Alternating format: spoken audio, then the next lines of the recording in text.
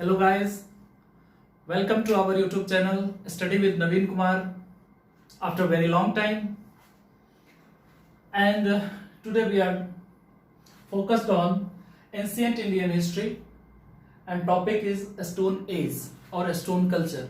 आज हम प्राचीन भारत के इतिहास का एक बहुत ही महत्वपूर्ण टॉपिक प्रस्तर युग या पाषाण युग को पढ़ने वाले हैं।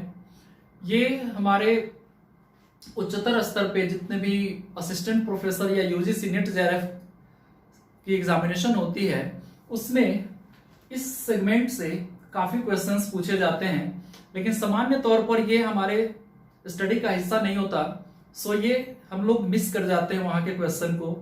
ये एक ऐसा टॉपिक है जहां पे केवल और केवल आर्कियोलॉजिकल फाइंडिंग्स के भी यहाँ पे पढ़ना होता है। दैट्स वाई फैक्चुअल और यूं कहे कि टिपिकल टॉपिक हो जाता है, तो बच्चे इससे अपने आप को दूर ले जाते हैं या इस टॉपिक को छोड़ के आगे बढ़ जाते हैं। सामान्य रूप से वो स्टोन एज से आगे निकल के इंडस वैली सिविलाइजेशन से पढ़ना शुरू करते हैं। तो आज हम इसी समस्या को दूर करने के लिए इस टॉपिक को एक चार्ट में बहुत इजी और फैक्ट को कंपाइल करते हुए और डिस्कशन करते हुए आगे बढ़ेंगे, और ये वीडियो आपके लिए काफी यूजफुल होने वाला है, तो आप अंत तक जुड़े रहिए हमारे साथ। सबसे पहले तो इसका हम क्लासिफिकेशन करेंगे, वर्गीकरण करेंगे। पाषाण युग या स्टोन एज का जो वर्गीकरण है उसे सामान्य रूप से हम तीन भागों में विभाजित करते हैं। Stone age divided into 3 parts, and first is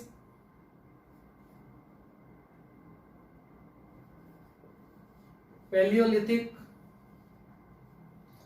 as, और हिंदी में इसे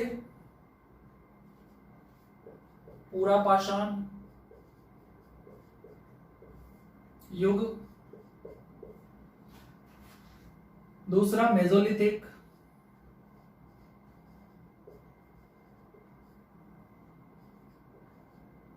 मध्य पाषाण,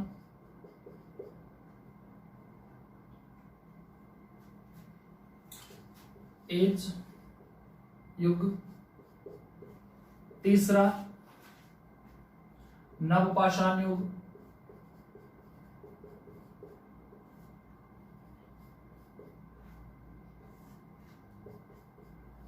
नियोलिथिक एज और नियोलिथिक कल्चर। ये तीन नाम है जो आप सामान्यतः जानते हैं। इसका जो काल विभाजन है, जो इसका टाइम पीरियड है, वो काफी वैरी करता हुआ अलग अलग सोर्स में दिखिएगा।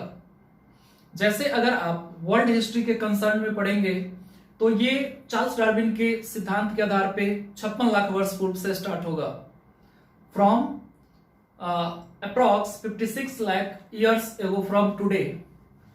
तो लेकिन जब एनसीईआरटी के कंसर्न में पढ़ेंगे और जितने भी टेक्स्ट बुक है जो विश्वविद्यालय स्तर पे पढ़ाया जाता है उसमें सामान्य रूप से 2 से 3 मिलियन या आप देखेंगे तो 25 या 26 लाख वर्ष पूर्व का प्रयोग किया गया, उसका ही वर्णन है। लेकिन जो नए एनसीईआरटी है और नए एनसीईआरटी को ही आधार बना के हमें पढ़ना है, क्योंकि उसमें जो फैक्ट आया है, जो फैक्ट हमारे लिए गिवन है, प्रोवाइड किया हुआ है, वही हमारे एग्जामिनेशन के लिए बेस या आधार होगा, और उससे ही आंसर की बनाए जाते हैं। जितने भी एग्जामिनेशन में प्रश्न होगा, चाहे वो यूजीसी नेट का हो या असिस्टेंट प्रोफेसर का हो। सो हमारे लिए हमेशा एक चीज ध्यान रखना है कि एनसीईआरटी के डाटा को ही हम आधार माने और उसको ही आइडियल और लैंडमार्क मान के हम अन्य चीजों को पढ़े। जो चीजें एनसीईआरटी में नहीं है उसके लिए हम किसी और टेक्स्ट बुक पे डिपेंड हो सकते हैं, लेकिन जो एनसीईआरटी में गिवन है, जो प्रोवाइड किया हुआ है, जो उसमें वर्णित है, वो हमारे लिए एक तरीके से आधार होगा। और आधार ही क्यों, मैं तो उसे कहूंगा कि वही आपका धर्म है कि एनसीईआरटी में जो तथ्य है, जो फैक्ट्स हैं, उनको आप मेमोराइज करें, उसे ही याद रखें। तो एनसीईआरटी में लगभग 15 लाख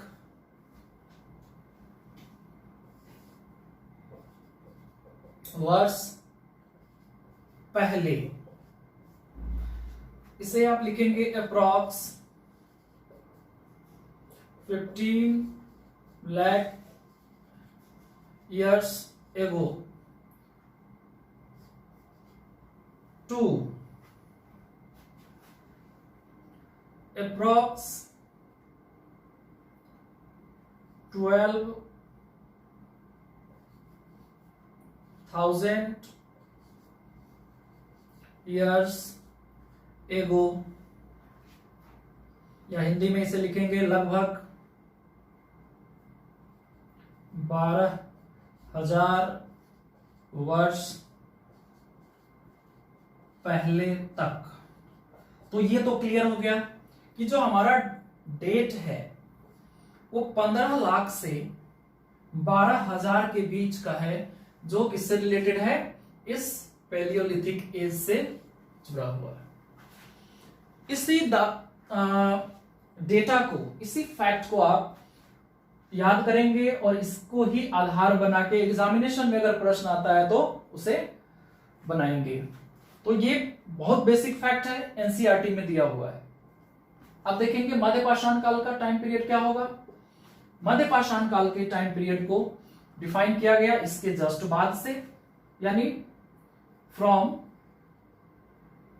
यहां तो आप जब लिखेंगे तो ये बिगिनिंग भी हो सकता है, बहुत सारे बुक में लिखा हुआ 56 लाख ईयर्स एगो भी हो सकता है विश्व इतिहास के संदर्भ में, 56 लाख वर्ष पूर्व। क्योंकि पिछले वीडियो में आप अगर जाएंगे, इसी चैनल पे मिलेगा, उसमें हमने डिस्कशन किया था कि कैसे चार्ल्स डार्विन ने उसे प्राचीन इतिहास को विश्व स्तर पे 56 लाख वर्ष पूर्व से ही शुरू माना है। तो एनसीईआरटी ने उस डाटा को नहीं माना और उसने 15 लाख को, लगभग 15 लाख को ही सबसे प्राचीनतम इतिहास भारत के संदर्भ में माना है। तो यहां क्या होगा, ये डाटा होगा 12,000 वर्ष पहले से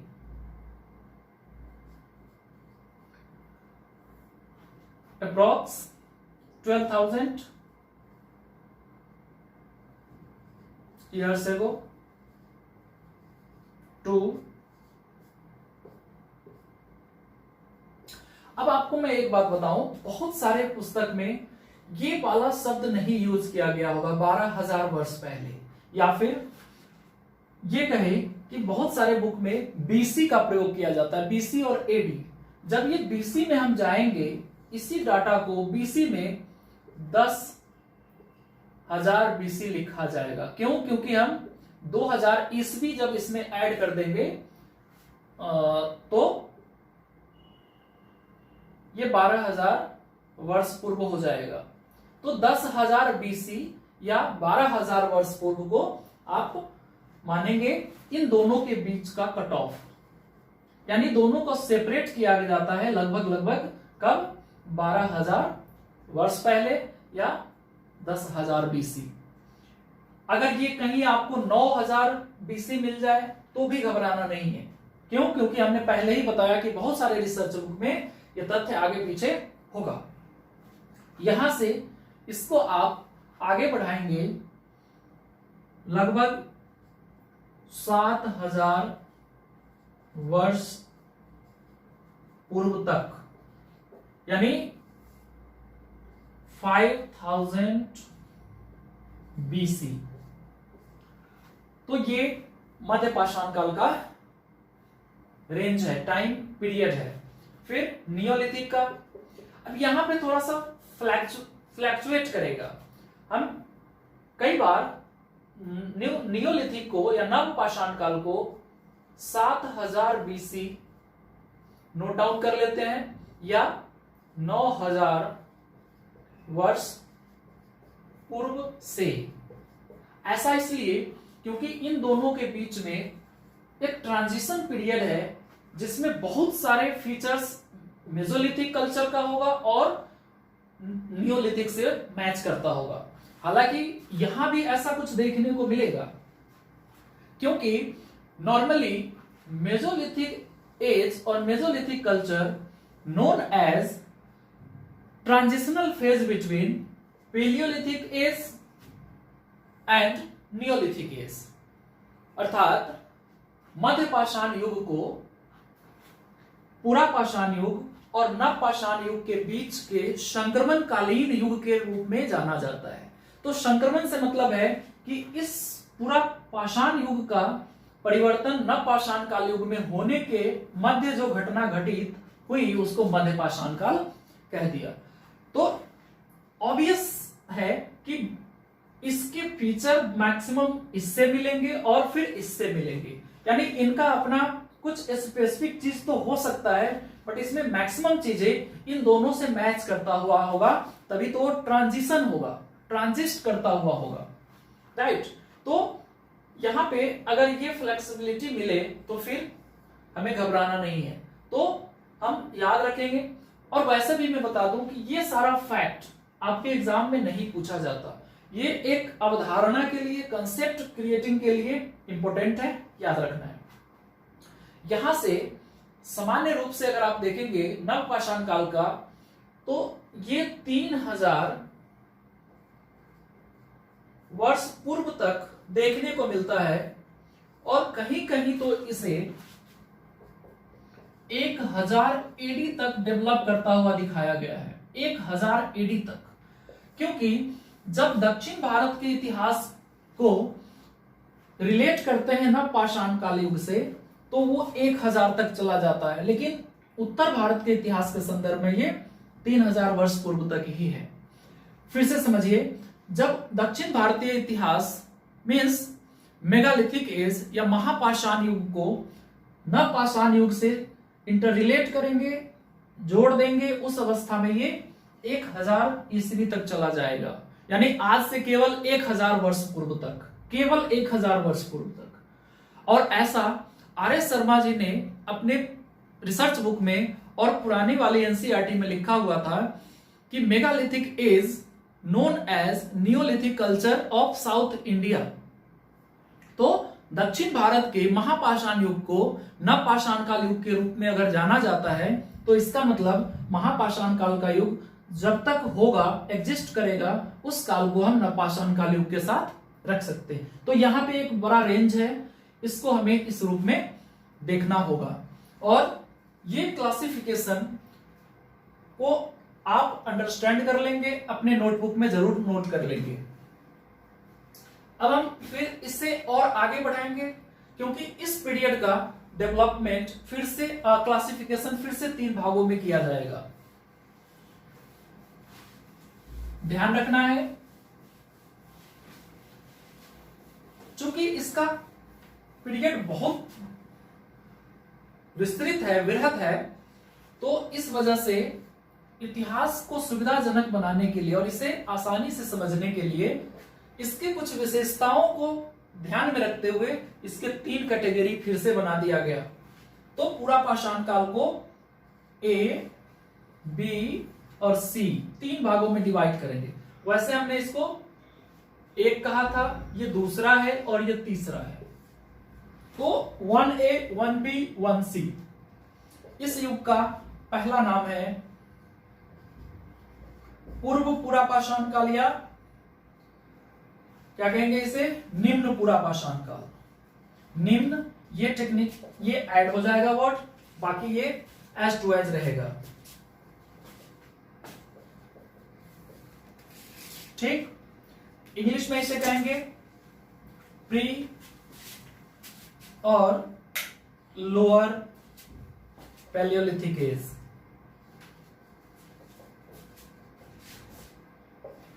सेकेंड, मिडल पैलियोलिथिक एज। इसे हिंदी में मध्य पूरा पाषाण का नाम देंगे। और जो तीसरा है सी, इसको हम कहेंगे उच्च या उत्तर पूरा पाषाण काल या युग। और इसके लिए इंग्लिश में आप अपर या लेटर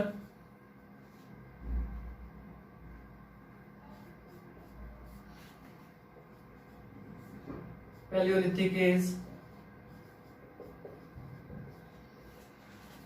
तो पूर्व पुरापाषाण इस पुरापाषाण काल का हिस्सा हुआ, मध्य पुरापाषाण काल भी इसका हिस्सा हुआ और उच्च पुरापाषाण काल भी इसका हिस्सा हुआ। इसका मतलब पहले वाले सेगमेंट को हमने 3 भागों में विभाजित किया। इनका कालक्रम भी देखना होगा, इनका टाइम पीरियड भी हमें ध्यान रखना है। इनका जो टाइम पीरियड है वो पहला इसका 15 लाख से, क्योंकि चूंकि इसका हमने पहले ही लिख रखा है 15 लाख से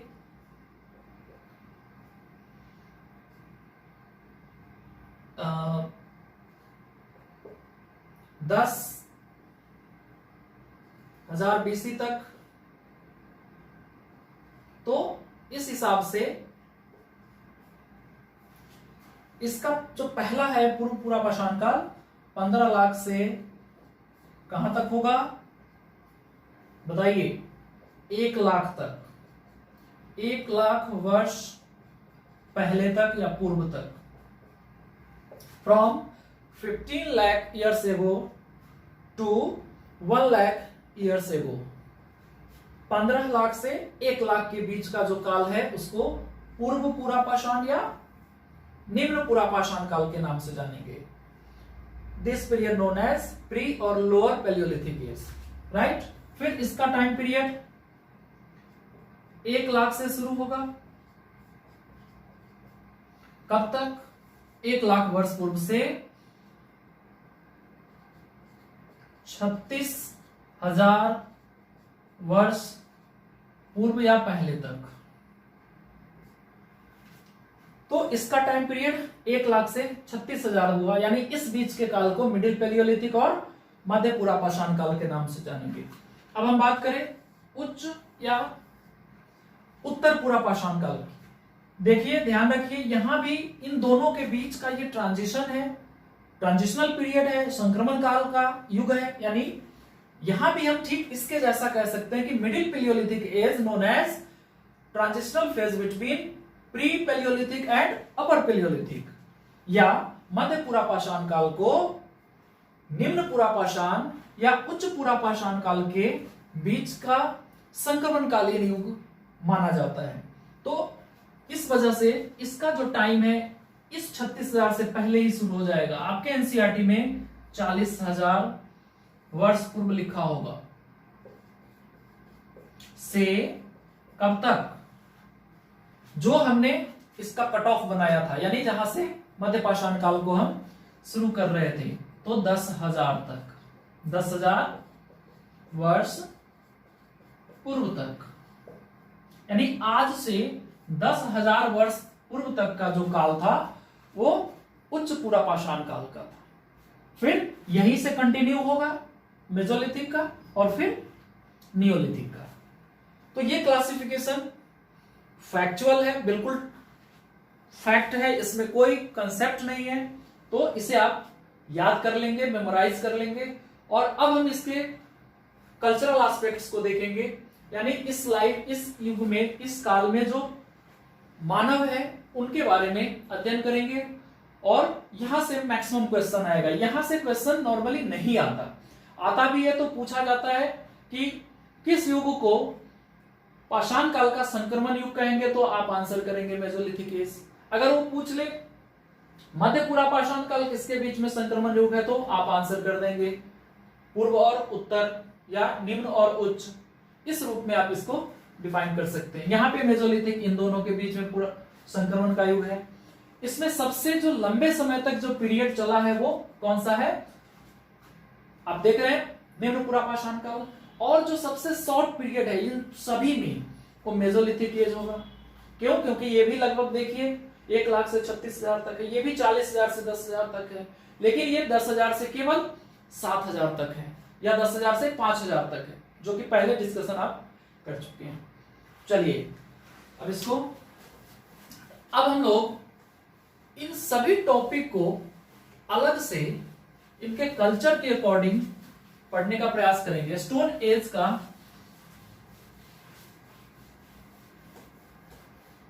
समग्र अध्ययन के लिए आपको कुछ बेसिक बातों को ध्यान में रखना होता है। जैसे अब हम यहां पे एक यूज करेंगे, 2, 3, यानी पहला वाला शॉर्ट में लिख लेंगे।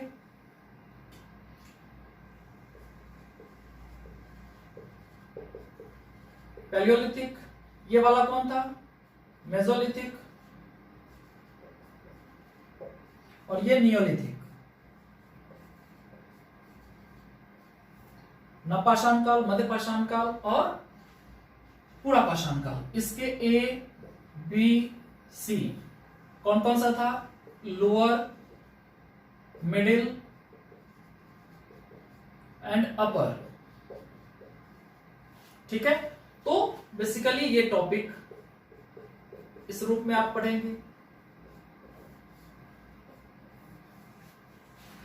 अब इसमें जो पूछा जाता है, इनका जो फाइंडिंग्स है या फिर इस युग के जो मानव जहां रहते थे, जहां से इनका अवशेष मिला, उसके आधार पे इनके अवस्थिति को, इनके लोकेशन को देखा जा सकता है।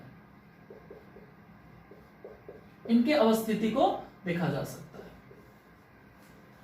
यानी इनका लोकेशन क्या है, यानी इस युग के लोग किस स्थल पे या किस एरिया में निवास करते थे।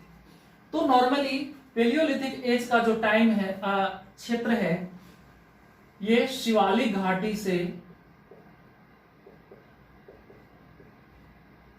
शिवालिक घाटी या शिवालिक वैली, जो पंजाब के एरिया में मुख्य रूप से देखने को मिलेगा। यहां पे इनका सबसे ज्यादा कंसंट्रेशन था, सबसे ज्यादा इनका निवास क्षेत्र शिवालिक घाटी के आसपास है, जिसमें कुछ रिवर वैली है जैसे बोलन। फिर आप देखेंगे जो आजकल इंडस वैली वाला एरिया है, उस एरिया में भी नर्मदा रिवर वैली, और कुछ पश्चिमी उत्तरी उत्तर प्रदेश का भी एरिया इसमें शामिल है। तो ध्यान रखना है, जो मुख्य क्षेत्र है इसका वो शिवालिक घाटी है। अब हम देखते हैं कि इनके द्वारा जो यूज किए गए उपकरण थे, जो आर्कियोलॉजिकल फाइंडिंग्स है, वो क्या क्या है। आर्कियोलॉजिकल फाइंडिंग्स यानी पुरातात्विक साक्ष्य।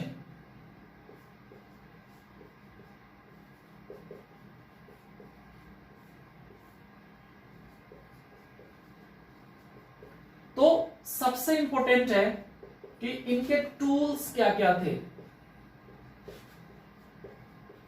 उपकरण। उपकरण से रिलेटेड नॉर्मली 3 फैक्ट। एक तो किसके टाइप्स कौन कौन से हैं, इनके टूल कल्चर का क्या नाम है, और जो तीसरा है वो ये जानना है कि इसके लिए जो रॉ मटेरियल यूज किया गया था, यानी स्टोन कौन सा यूज किया गया है। Types of stone, culture and types of tools. यहां हम टाइप्स ऑफ टूल्स की बात कर रहे हैं, यहां पे टाइप्स ऑफ स्टोन की बात कर रहे हैं, ज्योग्राफिकल नेम होगा। तो इसी 3 मुद्दे पर आधारित इनका आर्कियोलॉजिकल जो फाइंडिंग्स है रिलेटेड टू टूल्स या उपकरण से। तो अगर इनके टूल के की बात करें हम, ओवरऑल पेलियोलिथिक का या इन तीनों में क्या डिफरेंस हो सकता है, पहले तो हम ओवरऑल बात करते हैं। तो पेलियोलिथिक कल्चर में जो इनके टाइप्स है टूल्स का, उसमें हैंड एक्स सबसे ज्यादा इंपॉर्टेंट है। हैंड एक्स को आप हस्त कुल्हाड़ी कहते हैं, हस्त कुल्हाड़ी, राइट। इसके अलावा ये सबसे लीडिंग उपकरण है, सबसे महत्वपूर्ण उपकरण है हस्त कुल्हाड़ी। भारत में हस्त कुल्हाड़ी सबसे पहले महाराष्ट्र के मद्रास के पल्लवरम से एक वैज्ञानिक है रॉबर्ट ब्रूसफुट, उन्होंने 1863 में प्रकाशित किया था कि उन्हें हस्त कुल्हाड़ी भारत में मिला था, मद्रास के पल्लवरम से। ठीक है, तो ये फैक्ट है, उसे आप अपने नोट से या बुक से देख के नोट कर लेंगे, याद कर लेंगे। तो हस्त कुल्हाड़ी सबसे महत्वपूर्ण है। इसके अलावा इसमें ब्यूरीन है, स्क्रैपर है, चॉपर्स है, चॉपर चॉपिंग कल्चर है। अगर हम टूल कल्चर की बात करें तो इस समय पेबल या पेबुला उपकरण संस्कृति या पेबुला पाषाण उपकरण संस्कृति, इसको क्या कहेंगे? पेबुला पाषाण संस्कृति। इस समय जो स्टोन टाइप्स है वो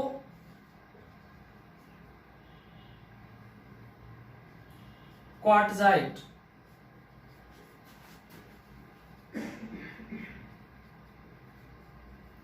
यानी ये पत्थर का एक प्रकार है।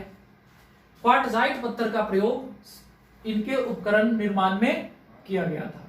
तो ध्यान रहना है कि स्टूल से रिलेटेड ये 3 फैक्ट है जिसको हमें याद रखना है। आपसे पूछा जाएगा कि पेलियोलिथिक एज में किस उपकरण संस्कृति का प्रयोग किया गया। जब संस्कृति की बात आए तो पेबुला संस्कृति। जब पूछा जाए कि पेलियोलिथिक एज या पूरा पाषाण काल में किस प्रकार के पत्थर का या चट्टान का प्रयोग किया गया तो क्वार्टजाइट। और उनके किसी उपकरण का नाम पूछा जाए तो सबसे महत्वपूर्ण होगा हस्तकुल्हाड़ी।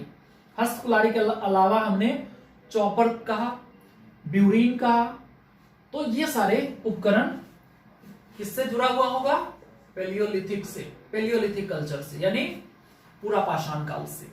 ये सारे फाइंडिंग्स हमने कहा था कि शिवालिक सबसे इंपॉर्टेंट एरिया है, लेकिन लगभग भारत में जो पंजाब का एरिया है वहां से लेके मध्य भारत और पश्चिमी भारत के साथ साथ दक्षिण भारत तक इसका फैलाव है, इसका विस्तार है। लेकिन एक चीज तो आपने जरूर नोट किया होगा कि पेलियोलिथिक एज में या फिर इन सभी स्टोन कल्चर का जो लोकेशन है वो कोई ना कोई नदी घाटी है। ठीक है, तो नदी घाटी में ही इनका निवास स्थल था और इसी वजह से वहां से इनके सारे जो आर्कियोलॉजिकल फाइंडिंग्स है या पुरातात्विक साक्ष्य है वो मिलता है। अब देखते हैं कि मानव का संस्कृति कैसा रहा होगा। मानव संस्कृति ध्यान रखना है, इस समय लोअर पेलियोलिथिक एज में या निम्न पूरा पाषाण काल में जो मानव संस्कृति है वो खाद्य संग्राहक है। खाद्य संग्राहक ये अभी शिकारी से भी पहले वाले स्टेज में, अभी तक इनको शिकार करना नहीं आता। ये नॉर्मली जो मरे हुए जानवर हैं या फिर जो फल फूल है जो जमीन पर गिरा हुआ है जो मिलता है उसे उठा के जमा कर लेते हैं और उसे खा लेते हैं। इसीलिए palaeolithic man known as food collector और फूड खाद्य संग्राहक या फूड कलेक्टर, यानी भोजन को इकट्ठा करने वाला, खाद्य को संग्रह करके अपना जीवन जीने वाला, तो ये फूड कलेक्टर के नाम से जाने जाएंगे। अगर हम मिडिल पेलियोलिथिक एज के मानव संस्कृति की बात करें तो इस युग के मानव संस्कृति कैसे होंगे? अब ये शिकारी हैं, शिकारी व खाद्य संग्राहक।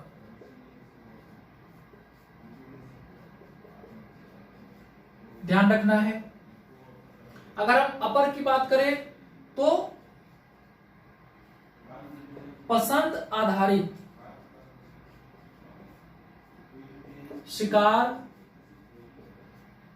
व खाद्य संग्रह कितना इंपॉर्टेंट है। एक टेंडेंसी देखिए कैसे विकसित हो रहा है। सबसे पहली बात तो ये कि इस समय का जो मानव है वो कैसा है? खाद्य संग्राहक है, यानी खाने की सामग्री को इकट्ठा करने वाला और उसके ऊपर ही निर्भर रहने वाला, डिपेंड ऑन फूड्स। फिर इस युग में एक नया ट्रेंड देखा, टेंडेंसी देखने को मिला कि अब वो शिकार करना शुरू कर रहे हैं, शिकारी प्रवृत्ति के लोग हैं, लेकिन रातों रात खाद्य संग्रह करना वो नहीं भूल रहे हैं। यानी खाद्य संग्राहक तो हैं लेकिन उसके साथ साथ शिकारी भी हैं। फिर देखेंगे जो तीसरा है अपर पेलियोलिथिक एज, जिसमें मॉडर्न हो गए लोग, यानी अब चॉइस को प्रीफर कर रहे हैं, यानी जो टेस्टी फ्रूट्स है या एनिमल्स है उसका शिकार करते हैं या फिर उसको ही इकट्ठा करते हैं। लेकिन अभी भी ये शिकारी और खाद्य संग्राहक ही है, ये डिफरेंस है। यानी यहाँ के मानव का अभी भी जो आधार है वो क्या है, शिकार और खाद्य संग्रह, लेकिन पसंद पर आधारित हो गया। क्यों ना हम इसे ओवरऑल इसको देख ही लें। मेसोलिथिक एज का जो मानव संस्कृति है वो मुख्य रूप से देखने को मिलेगा कि ये पशुपालक है। ये कैसे हो गए, पशुपालक। एनिमल हस्बेंड्री, एनिमल हस्बेंड्री किस युग से जुड़ गया, मेसोलिथिक एज से। यानी अब ये पास्टोरल कल्चर में आ चुके हैं। यानी अब ये पशु चारणिक समाज से जुड़े हुए हैं, पशु को चराते हैं, इसीलिए इसको पशुपालक कहा गया।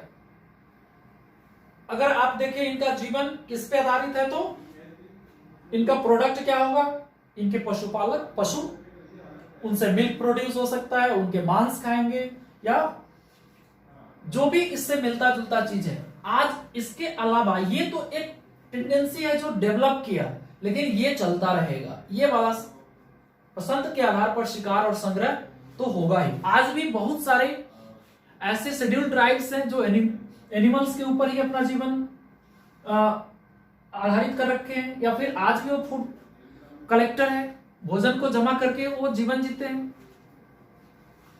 ठीक है, भोजन को संग्रह करते हैं, फूड को कलेक्ट करते हैं। आज भी बहुत सारे आदिवासी भारत में ऐसे हैं जो जिनका जीवन आज भी इसी तरह का है।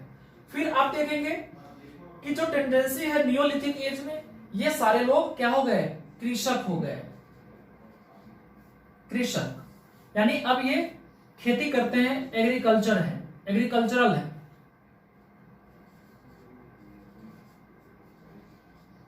एग्रीकल्चर करना शुरू कर दिए। तो ये आपसे पूछा जाएगा कि किस युग में मानव कृषक है, तो नियोलिथिक। पशुपालक किस युग में है, मेसोलिथिक। पसंद आधारित शिकार व संग्राहक कौन है, तो अपर। शिकारी सबसे पहले कौन व्यक्ति बने, तो मिडिल।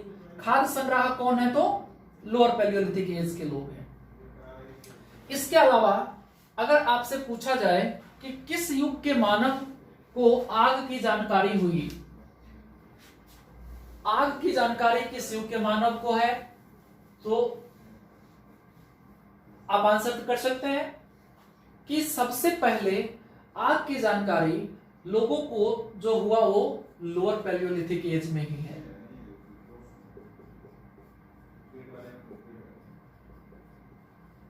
एक्नॉलेजमेंट ऑफ फायर, याद रखिएगा, आग का प्रयोग सबसे पहले नियोलिथिक एज में होगा।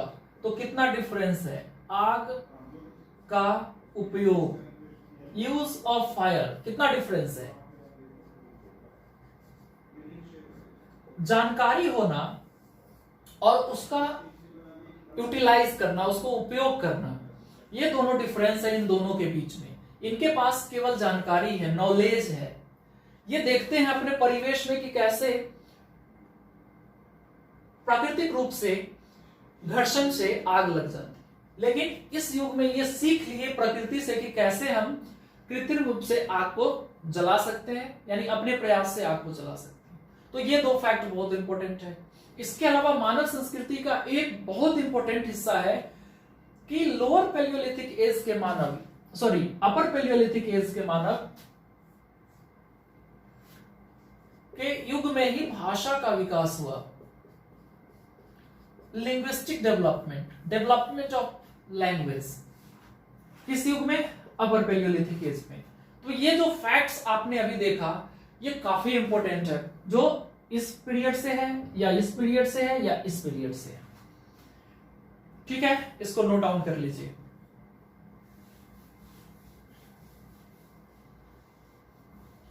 अब जो हम पहले बात कर रहे थे उपकरण संस्कृति का, वो हमने पैलियोलिथिक एज का तो कर लिया था। मेसोलिथिक एज में जो उपकरण होंगे वो नॉर्मली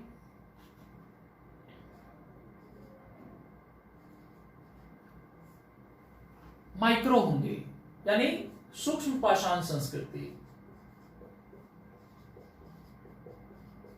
इनके जो उपकरण है वो बहुत छोटे छोटे हैं और इनके नियोलिथिक एज का इनसे भी ज्यादा सुदृढ़ होगा।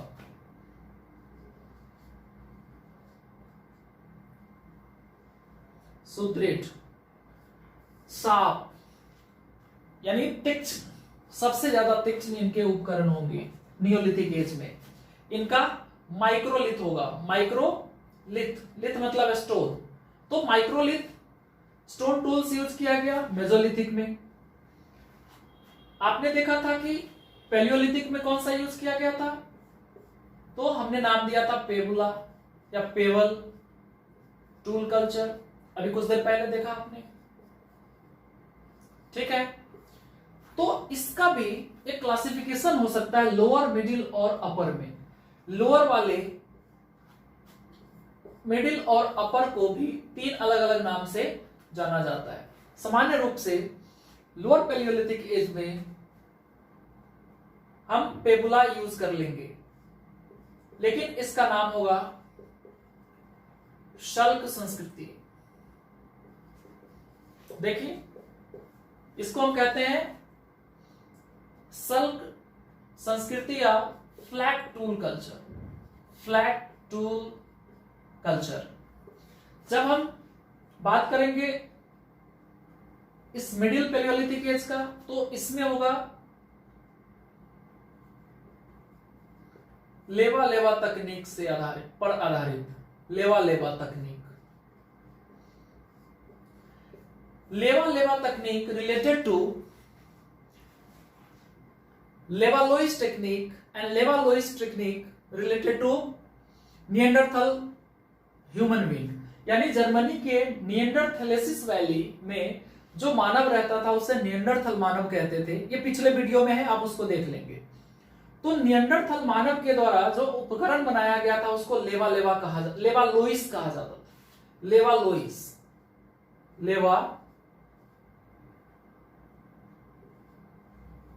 लोइस। लेकिन इसको हमने हिंदी रूपांतरण करके लेवा लेवा तकनीक कहा। हालांकि इसे एक और नाम दिया जाता है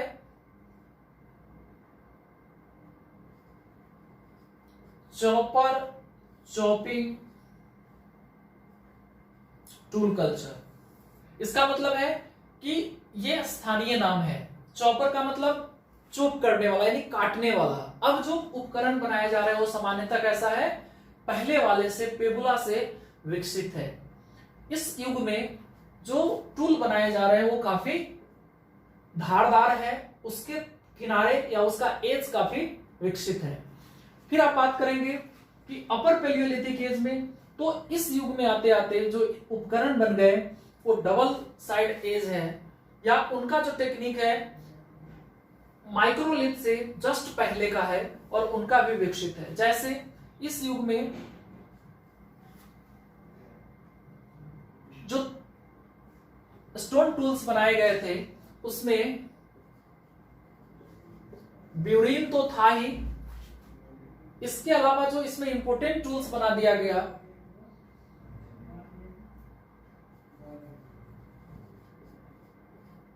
डबल साइड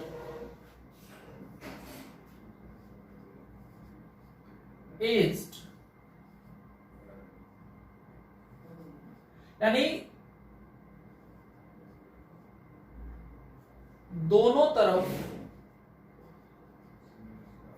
धार या किनारा वाला उपकरण। जैसे आप एज्यूम कीजिए कि कोई टूल इस तरीके का है, तो इसका ये वाला साइड भी और ये वाला भी तीक्ष्ण हो, धारदार हो, तो इससे कोई चीज खोदना या काटना ज्यादा आसान होगा। अगर हम बात करें इस पेबल का, तो ये सिर्फ ऐसा होता था। यहां पे देखेंगे इस तरह का होता था। ये रूथलेस या बहुत बड़ा उपकरण होता था, इसमें कोई धार नहीं होता था, इससे सीधा उठा के हम शिकार वगैरह कर सकते थे। लेकिन ये बहुत अनगढ़ है, बड़ा साइज है। जबकि इसकी बात करें तो दोनों तरफ धार है, डबल साइड एज है, तो ये बहुत ज्यादा विकसित उपकरण है। इसमें ब्लेड है इसका एग्जाम्पल। लेकिन ये सारा किसका है, स्टोन का है। इसमें ऐसा कोई भी उपकरण नहीं है जो मेटल का बनाया गया हो, क्योंकि ये स्टोन एज ही है। इस वजह से इसमें जितने भी उपकरण पाए गए वो किसका होगा, स्टोन का ही होगा। अब हम बात करें कि इस युग में पैलियोलिथिक एज के अलग अलग संस्कृति में जो पत्थर के प्रयोग किए गए थे उसका क्या क्या नाम था। जैसे आपने देखा था कि प्रथम युग जो कि लोअर पैलियोलिथिक एज का था, इसमें क्वार्टजाइट यूज किया गया था। अभी कुछ देर पहले देखा था आपने क्वार्टजाइट। जबकि इस वाले युग में चर्ट, फ्लिंट, जैस्पर। आप इसको हिंदी में भी नाम जरूर लिख लीजिए, चर्ट, फ्लिंट, जैस्पर। ये तीन तरह के पत्थर का उपयोग करके मिडिल पैलियोलिथिक एज के लोग हथियार बनाते थे। लोअर पैलियोलिथिक एज में केवल क्वार्टजाइट यूज किया गया था। जब हम बात करें अपर पैलियोलिथिक एज का, तो इसे ए और इसे बी मान लीजिए, यानी इसमें ये दोनों तरह के पाषाण सामग्री का उपयोग किया गया। यानी लोअर और मिडिल में जो भी सामग्री है वो अपर पैलियोलिथिक एज में इस्तेमाल किया जा रहा है।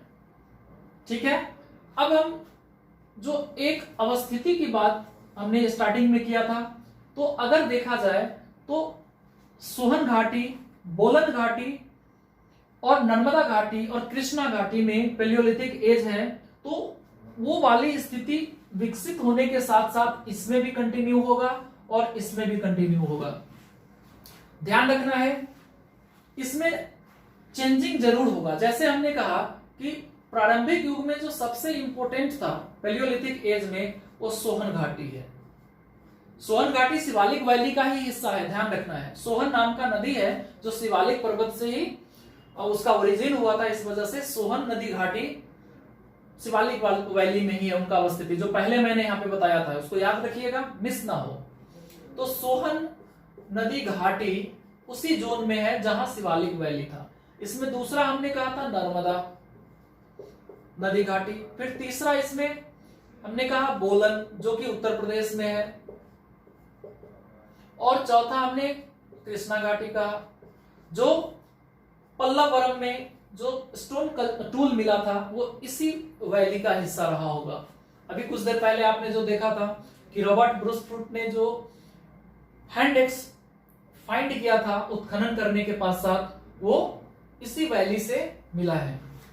अगर हम मेसोलिथिक एज की बात करें तो मेसोलिथिक एज में जो सबसे मुख्य एरिया है वो नर्मदा हो जाता है, और नर्मदा घाटी में ही तो इनके गुफा मिला था जहां से इनके रहने का साक्ष्य मिलता है, और इसी गुफा से गुफा चित्र या शैल चित्र का प्रमाण मिलता है। शैल चित्र, तो ये तो बहुत इंपॉर्टेंट फैक्ट है कि शैल चित्र गुफा से मिला, और ये गुफा नॉर्मली नर्मदा घाटी में मध्य प्रदेश के भीमबेटका नामक स्थल से मिला। तो मध्य प्रदेश का कौन सा एरिया? भीमबेटका नामक स्थल पर आज भी कम से कम 1000 गुफा है, जिसमें अभी भी ये शैल चित्र या रॉक पेंटिंग मिलता है। इंग्लिश वाले रॉक पेंटिंग याद रखेंगे। तो रॉक पेंटिंग कहां से फाइंड किया गया है? तो भीमबेटका के गुफाओं से, केव ऑफ भीमबेटका। केव कहां से मिला? भीमबेटका से मिला। ये किस वैली में? नर्मदा वैली में। अगर आज के संदर्भ में देखा जाए तो वो मध्य प्रदेश का हिस्सा है। इसके अलावा उत्तर प्रदेश के बोलन घाटी में भी मेसोलिथिक एज के बहुत सारे प्रमाण मिले हैं, और ये सारी घाटी इंपॉर्टेंट है, लेकिन इसमें अगर सबसे इंपॉर्टेंट देखा जाए तो नर्मदा। ठीक है, पशुपालन तो हमने पहले ही बता दिया था कि मेसोलिथिक एज का एक डायनेमिक फीचर है, एक महत्वपूर्ण विशेषता है।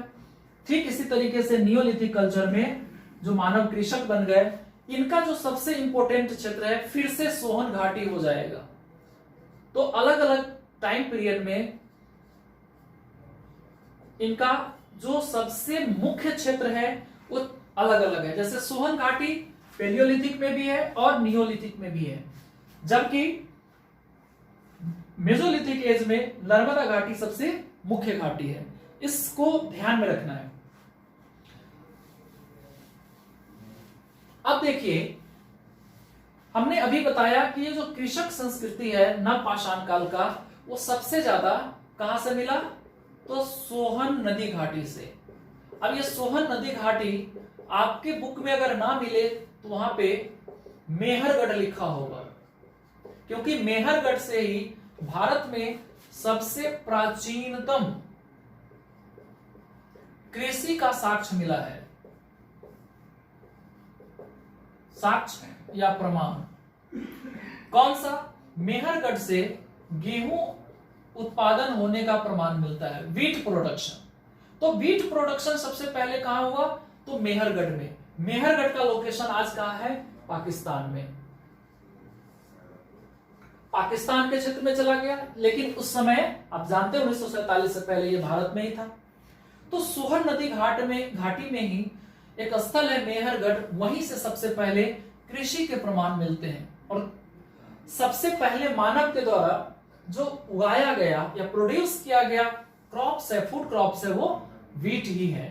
तो इसे हमें ध्यान रखना है, ठीक है। अगले क्लास में स्टोन एज के जो बाकी फीचर्स है या फिर जो अन्य चीजें हैं उसके ऊपर हम डिस्कशन करेंगे। आज के लिए काफी है।